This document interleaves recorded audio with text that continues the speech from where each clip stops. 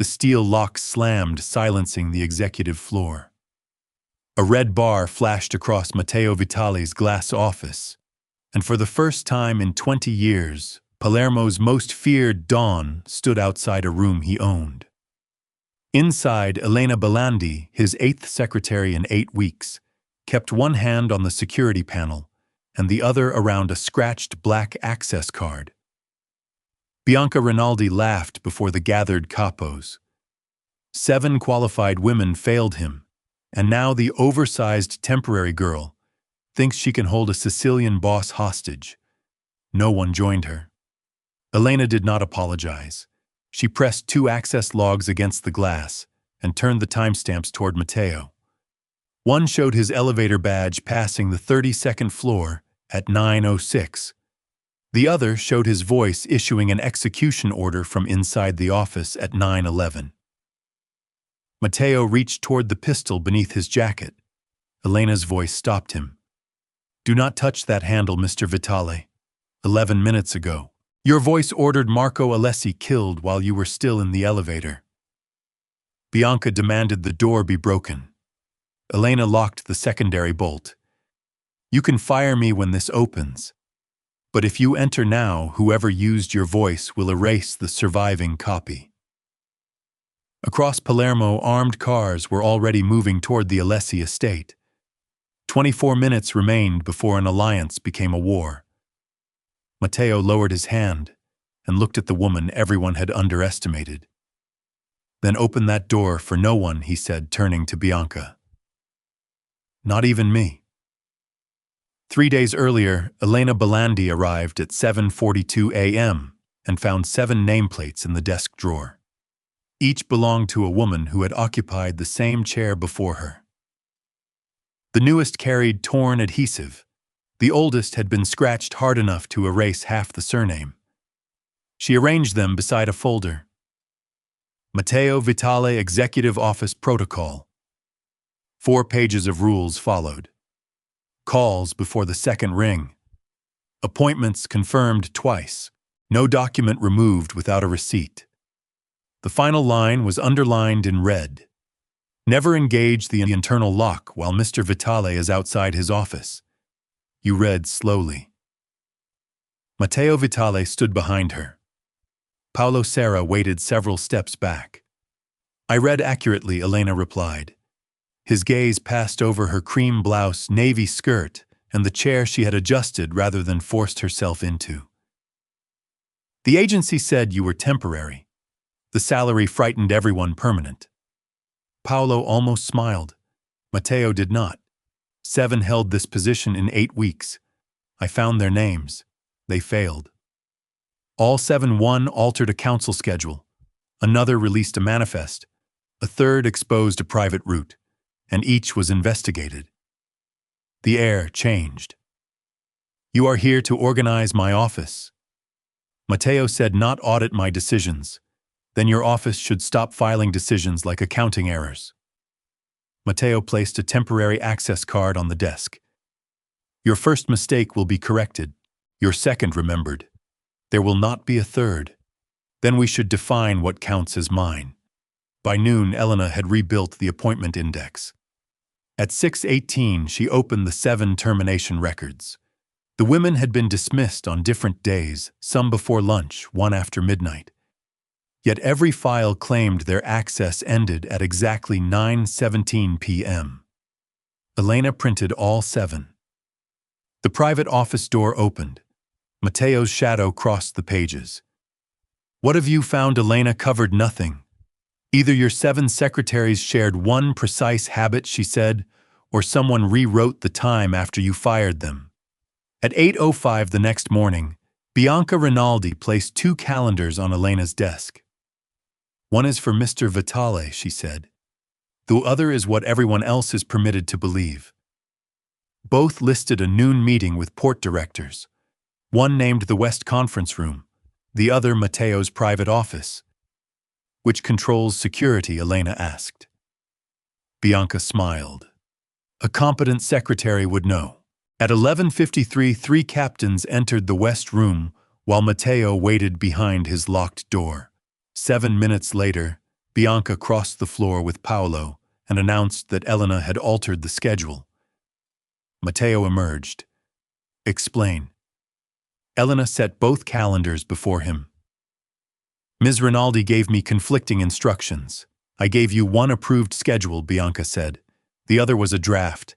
Then the draft should not carry a final authorization code. Bianca leaned closer. Perhaps you added it. The room went still. Elena opened the calendar system. Display the revision history. You do not make demands here, Bianca said. No. I preserve records. Matteo watched her, then nodded to Rocco D'Amato, the security administrator. Rocco connected the system to the wall display. The West Room had been entered at 6:12. Matteo's office replaced it at 7:46. At 7:51, the location changed back. All three edits carried Elena's employee number. Bianca folded her arms. There is your proof. Elena pointed to the authorization column. My temporary card was issued at 8:03. Rocco's fingers stopped above the keyboard. So either I changed the schedule before I had an identity, Elena said, or someone assigned my number to an older credential. Matteo turned to Rocco. Open the credential record. A name appeared beneath Elena's number. Sofia Mancuso, the sixth secretary Matteo had fired. Her access had been inactive for 42 days, yet the system claimed she had edited his calendar that morning. Rocco dismissed Sofia's name as a migration error. Old credentials sometimes inherit new numbers, he said. Elena placed the 7 termination records beside the calendar log. Then the error should appear randomly. Matteo stood behind her desk. What appears? She opened the Access archive. The first secretary was dismissed at 10:06 a.m. Her card opened the executive floor at 10:17. The second left at 4:41. 1 p.m. Her credential registered again at 4:52. Elena continued until 7 lines filled the screen. Every card had been used exactly 11 minutes after its owner left. Paolo's expression hardened. He had removed 3 of the women himself. None came back through the lobby. Check the private lift, Bianca said. Rocco searched it. No matching entries appeared. Matteo looked at Elena. Could they have passed their cards to someone 7 women dismissed without warning, all choosing the same delay? Elena asked. That is not behavior. It is procedure. Bianca stepped closer. Or they served the same enemy. Then your enemy is remarkably punctual. Matteo's mouth nearly moved toward a smile. It vanished when Elena opened the camera index. Each dismissal date contained a gap on the executive floor. Different hours, same length, 8 minutes missing. Rocco blamed maintenance. 7 failures, Elena asked. The system is old. The building opened 4 years ago. Silence pressed across the office. Matteo turned to Paolo. Where were they during those 11 minutes outside? 2 were already in cars. Sofia was across the harbor before her card appeared again. Elena selected Sofia's final entry. The credential had opened Matteo's office, not the floor, Bianca said. Then Sofia gave someone a copy. Elena studied the blank camera window. No, someone already had one. The missing footage began exactly 3 minutes before Sofia was fired. Sofia Mancuso agreed to meet only after Elena promised to come alone. The former secretary chose a harbor cafe with mirrored windows and sat where she could see both exits. At 29, she looked too composed for someone Matteo's records described as unstable. You have 8 minutes, Sofia said. I found your credential inside mine. That is how it starts. A schedule changes, a door opens under your name. Then Mr. Vitale asks one question, after someone else has already written the answer. Elena placed copies of the 9, 17 terminations and 11-minute entries on the table. Sofia did not touch them. You think evidence protects you because you still work inside the building. I think evidence disappears when everyone carrying it leaves. That made Sofia look up. She explained that Bianca had accused her of moving a council meeting from the West Room to Matteo's office. The altered appointment exposed Marco Alessi's arrival route. Matteo dismissed Sofia before she could open the system history. Paolo escorted me out, she said. Rocco collected my card. Bianca signed last. Signed what the final access report, after I was already across the harbor. Sofia reached into her coat and removed a folded calendar page. A blue printer timestamp marked its lower edge, 0608. The schedule showed no council meeting, no Marco Alessi, and no change of rooms. I printed it before Bianca arrived, Sofia said. When they accused me, the digital version had already changed. Why keep it? Because I knew one day another woman would sit at that desk. Elena asked her to testify. Sofia's laugh held no humor. Not until Matteo Vitale signs that I can speak without being punished for embarrassing him. She stood leaving the page beneath her untouched coffee. Elena studied the date that had supposedly destroyed Sofia's career. On the original calendar, the meeting had never existed. Elena returned before dawn and placed Sofia's original calendar inside a sealed evidence sleeve. Matteo found her measuring the distance between his desk and the bronze lamp. You met her. She kept what your office failed to preserve. His expression hardened. You went without security? I went without witnesses who answer to you. Before he could reply, a faint metallic echo followed his voice from the lamp. Elena lifted one finger. Say that again, Matteo stared at her. Anything. This is not a game. The echo came twice, once from the room, then a fraction later from inside the bronze base. Paolo closed the door. Matteo reached for the lamp. Elena caught his wrist. The contact silenced them both. His skin was warm beneath her fingers. Her grip did not loosen. If someone planted a recorder, she said, removing it may warn them. Matteo looked at her hand, then at her face. You are stopping me in my own office. I am stopping you from destroying evidence in your own office. He slowly withdrew. Rocco arrived with a detector and claimed the lamp was clean. Elena asked him to scan it again while Matteo spoke beside it. The signal appeared only when his voice crossed a certain volume. Rocco's face changed. Paolo unscrewed the base under Elena's instructions.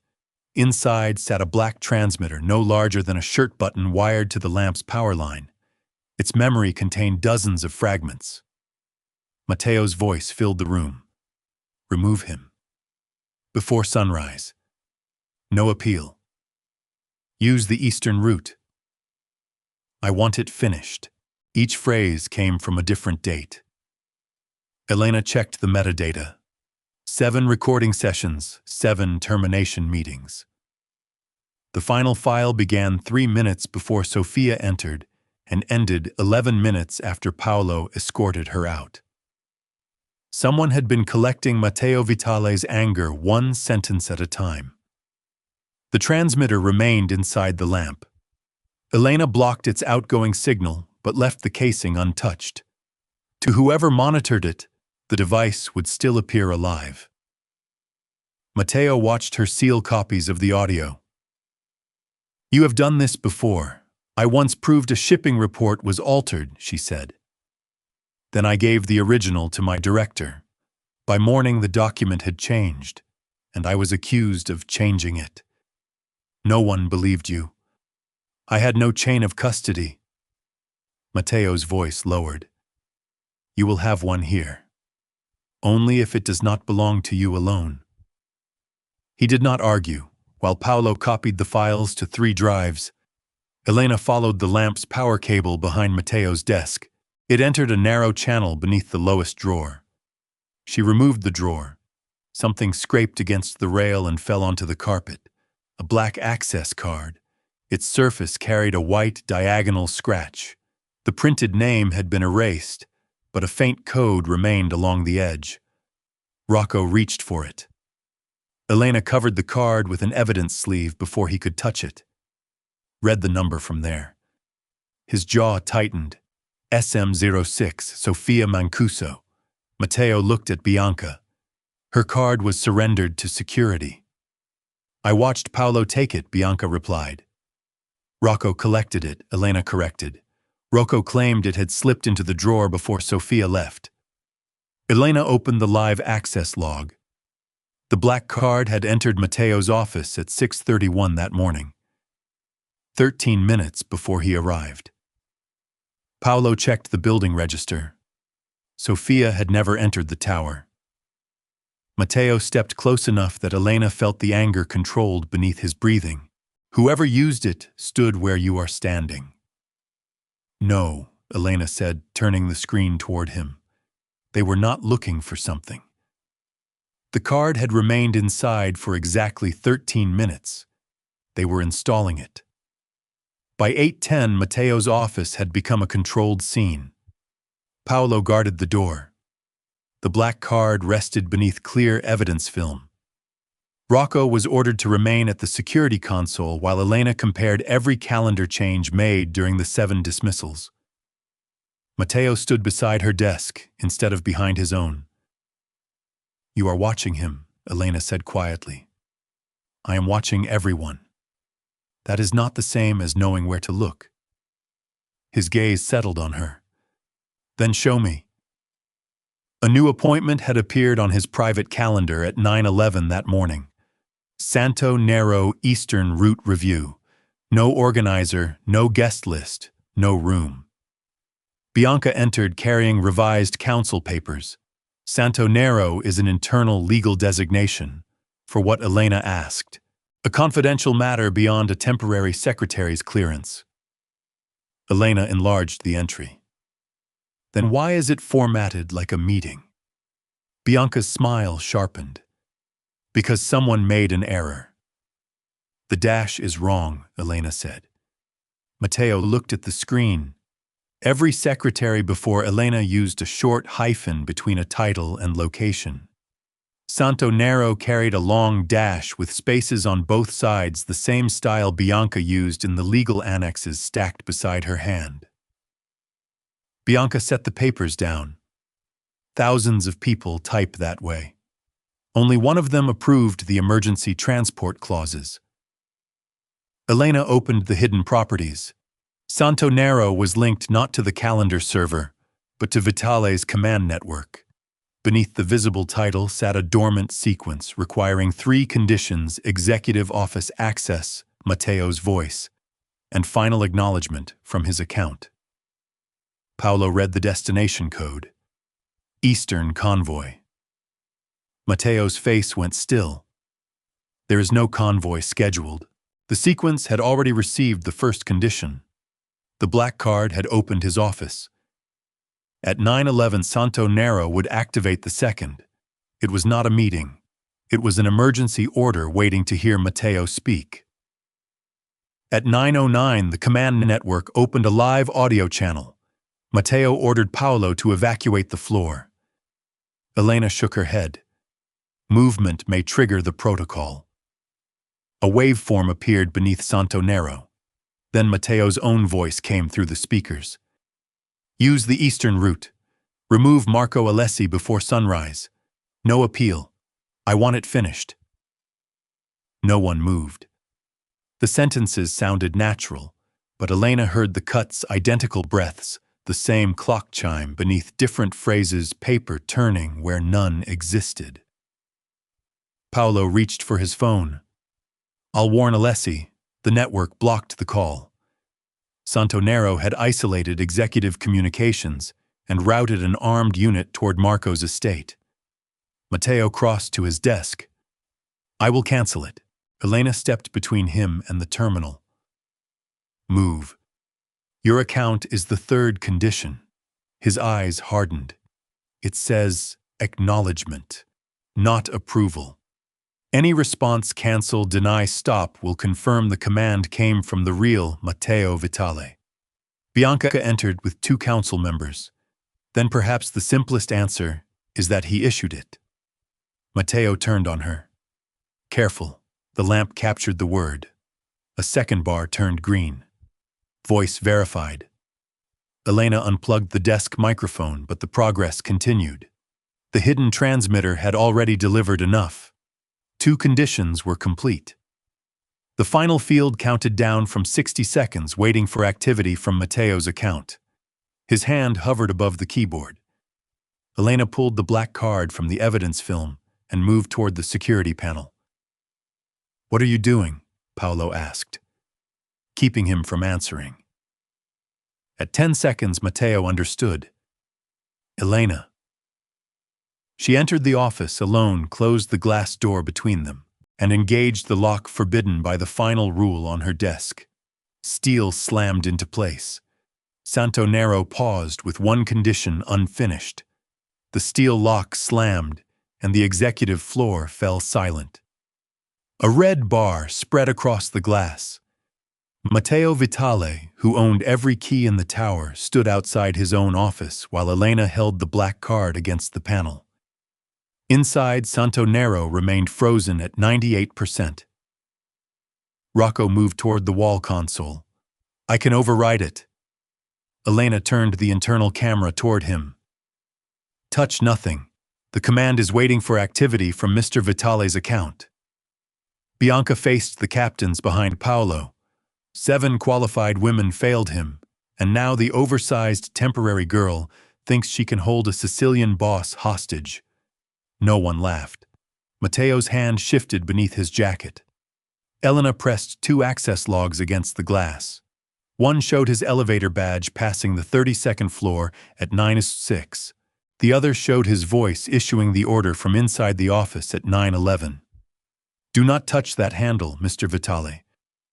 11 minutes ago, your voice ordered Marco Alessi killed while you were still in the elevator." Paolo's radio crackled. An Eastern unit had accepted the command.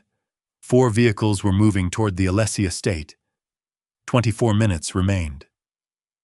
"Break the door," Bianca said, "before she destroys the proof." Elena activated the emergency mirror. A 30-second transfer began copying the command server beyond Rocco's control. "You can fire me when this opens," she said. "But if you enter now, whoever used your voice will erase the surviving copy." Paolo looked to Matteo. Boss, for years, one word from him had opened rooms and removed people before they could defend themselves. This time Matteo took his hand away from the gun. "Then open that door for no one," he said, turning to Bianca. "Not even me." He ordered every man on the floor to remain where Elena could see him. Then he placed Paolo under her instructions and surrendered control of the scene to the woman he had hired to manage a desk. The emergency mirror completed at 9:14. Elena sealed the copied server image while Paolo contacted a field captain through an analog line. The Eastern vehicles slowed, but none would turn back without proof that Santonero was false. Outside the glass, Bianca pressed Matteo harder. "Every second she keeps you out makes you look weaker before the council." Matteo did not look away from Elena. "Then they may watch me wait." Rocco moved toward the maintenance panel. Paolo blocked him. Bianca's composure cracked. "Pull the silver latch beneath the handle and force the door manually." Elena stopped writing. The latch was invisible from the corridor. It had been installed during a private renovation after Matteo survived an attempted breach. Only Matteo Paolo, the contractor, and anyone who had stood inside the office could know it existed. Matteo turned slowly. "How do you know about the latch?" Bianca recovered at once. "It was included in the legal security review." "No," Elena said through the intercom. "That report describes an internal mechanical release. It never gives its color or location." Bianca accused her of twisting language. Elena slid a blank declaration beneath the document hatch. Then write that you have never entered this office without Mr. Vitale present, and never instructed Mr. D'Amato to access it. Before the gathered captains, Bianca signed. Elena opened the elevator archive. The missing corridor footage could not be restored, but the polished lift doors had captured reflections outside the camera's intended frame. On the night Sofia was dismissed, Bianca appeared in the mirrored steel at 9:14. Rocco stood beside her carrying a narrow equipment case.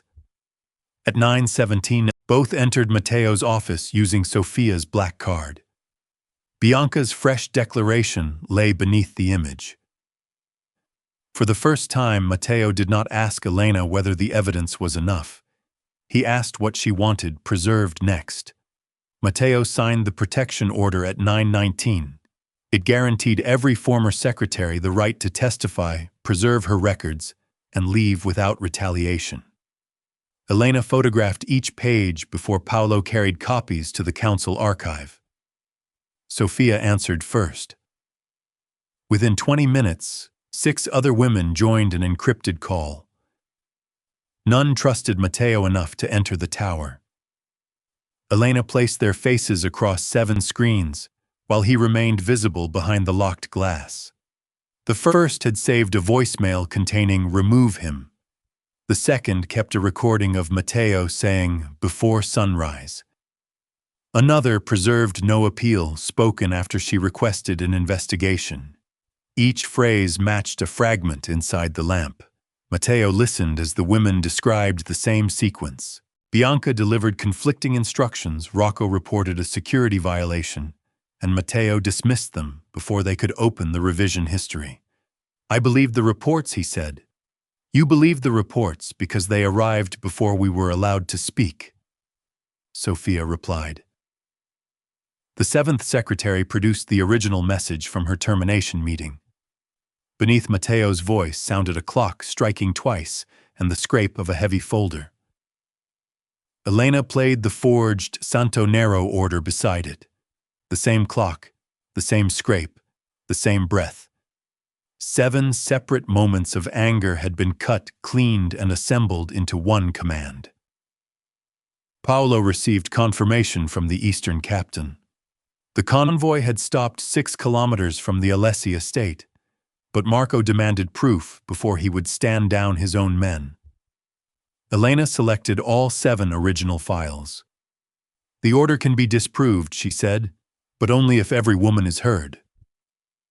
Matteo faced the screens. For the first time, the Don, who had ended 7 careers without appeal, asked permission to speak. Matteo's request to speak remained unanswered until all 7 women agreed. "I was wrong," he said. "Not because I trusted forged evidence. Because I made certain no one could challenge it before I punished them. No one forgave him." Elena considered that more honest than immediate mercy. At 9:27, Paolo confirmed Marco Alessi had frozen his response for 1 hour. The Eastern convoy remained on the road, while Bianca's council allies gathered downstairs. Matteo faced Elena through the glass. "When this door opens, you are leaving for the Vitale estate." "No." His jaw tightened. "Bianca knows you hold the server image. That is why I cannot disappear into a house controlled by you. It would be protection. It would also place my movements, communications, and evidence beneath your permission." The old command entered his face. Elena did not retreat. "I will continue under 3 conditions." She raised the first sealed drive. "Copies go to 3 independent witnesses, Marco Alessi, Sofia, and a council archivist, neither you nor Bianca appointed." The second followed. "All 7 women speak before the council without interruption, retaliation, or private settlement." Then she placed her temporary card against the glass. "And when this ends, you do not decide whether I keep this job, receive another one, or leave with compensation. My future cannot be payment for proving your innocence." The captains watched their Don absorb each restriction. Bianca smiled, waiting for him to refuse. Matteo looked at Elena, not at her body or the locked door, but at the evidence she had kept beyond his reach. Agreed. No amendments, no negotiation. Paolo recorded the terms. Matteo placed his palm against the glass. Elena did not mirror it, but she remained where he could see her while he signed away the right to decide what happened to her next. At 9:41, the council chamber opened beneath the executive floor. Bianca entered first and took Matteo's chair. He has surrendered command to a temporary employee, she told the 12 seated captains.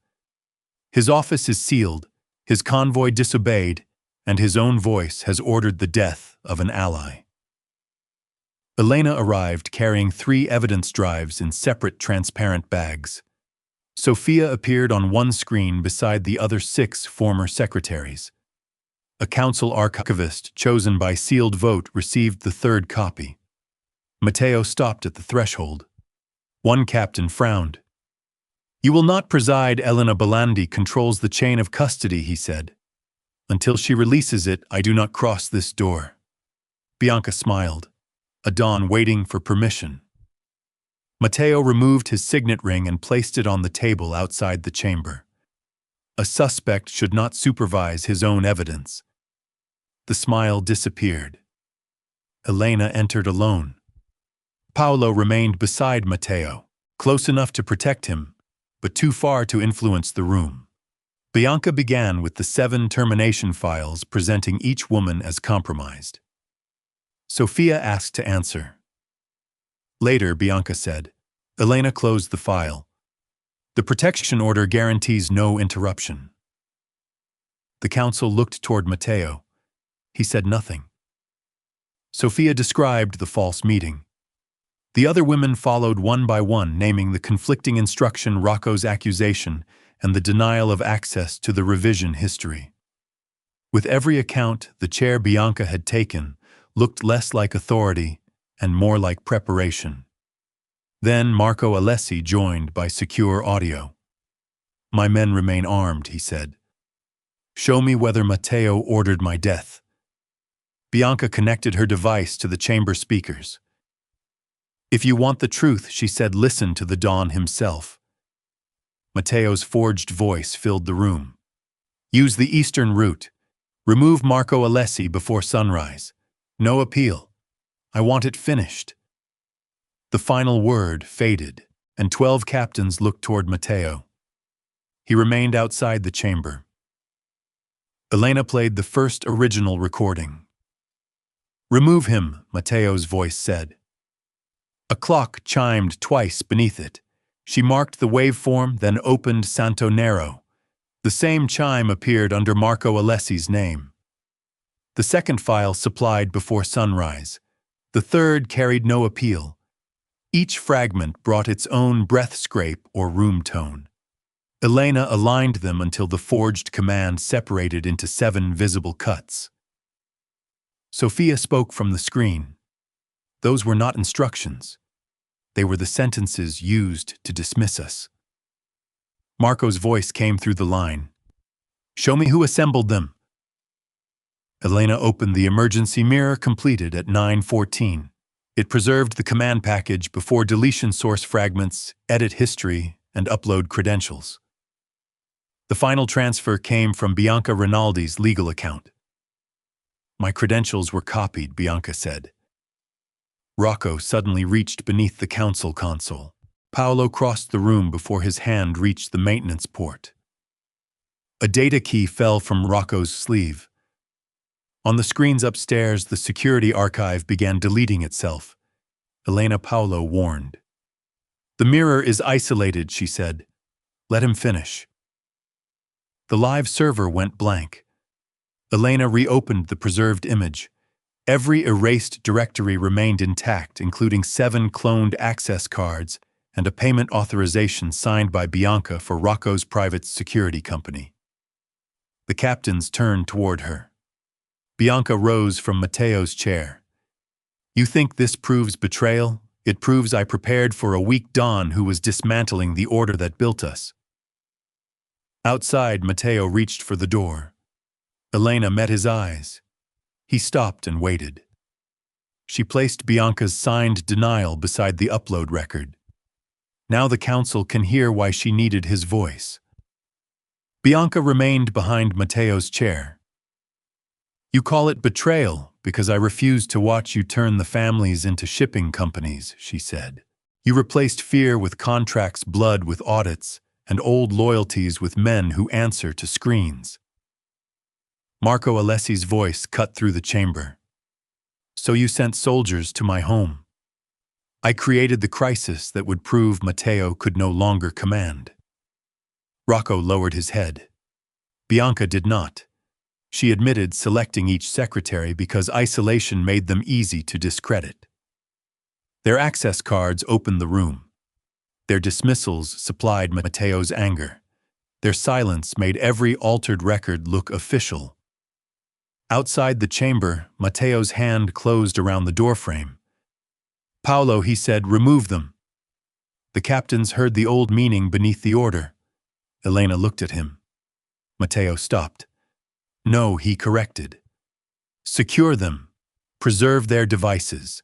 They answer before the council with every witness present." Paolo took Rocco's data key. 2 neutral guards escorted Bianca from the chair she had claimed. The council authenticated Elena's 3 evidence copies. Marco ordered his men home. The Eastern convoy turned away from the Alessi estate. Only then did Elena return upstairs. At 10:26, she verified the emergency mirror sealed the lamp transmitter and recorded the black card beneath 2 signatures. Santo Nero was disabled without activity from Matteo's account. She released the internal lock. The steel bolts withdrew. Matteo stood where she had left him. His signet ring remained downstairs, and no weapon showed beneath his open jacket. Elena opened the glass door. "Now you may enter." He did not cross the threshold. "Only if you enter with me," he said, "as the witness who preserved this room, not the subordinate who serves inside it." Elena held his gaze, then stepped beside him. For the first time, Matteo Vitale entered his own office by permission. 6 weeks later, the 7 nameplates returned to the executive floor, not to the drawer. Each stood beside a corrected record bearing the council seal. The accusations were withdrawn, the termination files voided, and compensation issued without a confidentiality clause. Sophia accepted her copy only after confirming the revision history could never again be erased by one administrator. Matteo signed the final reform before 12 captains. No employee could be dismissed for a security violation until an independent panel reviewed the evidence. Access changes required 2 authorizations. Every interview created an external copy. Paolo read the last provision aloud. "No one is removed before being heard." Matteo looked toward Elena. That one was hers. Her temporary desk was empty. She had refused to remain his private secretary. Instead, the council appointed her director of records assurance under a contract Matteo could neither alter nor terminate alone. Her new office stood across the corridor, its door closed. At 7:18 that evening, Matteo stopped outside it without guards. He knocked once. Elena opened the door wearing the deep green dress she had changed into after work. His gaze held hers, warm but careful. "Dinner," he said. "Outside this building. No agenda, no security detail at the table, and no consequence if your answer is no." She studied him as though checking a document for hidden clauses. "You have learned to ask. I am learning to wait." Elena stepped closer. "And if I say yes, I decide when the evening ends." "Agreed." She kissed him only after he asked permission. When they separated, Matteo did not claim her, promote her, or promise her an empire. He offered his hand. Elena locked her office behind them and kept the key. For the first time, the closed door did not mean fear, punishment, or exclusion. It meant the woman inside had chosen when to open it. Bianca believed power belonged to the person who controlled the record before anyone else could speak. Matteo believed it belonged to the man whose doors always opened and whose decisions could not be questioned. Both were wrong. The black card, the missing 8 minutes, the 917 entries, and 7 stolen fragments of anger proved how easily authority becomes evidence against itself when silence is built into the system. Elena did not save Matteo by trusting him. She saved the truth by keeping it beyond his control until every woman could be heard. His apology mattered only because he corrected the files, surrendered exclusive power, and learned to wait outside a closed door. Elena never became his possession or returned to the desk beneath his name. She kept her office, her contract, and her key. And when Matteo knocked, he entered only after she said, "Come in."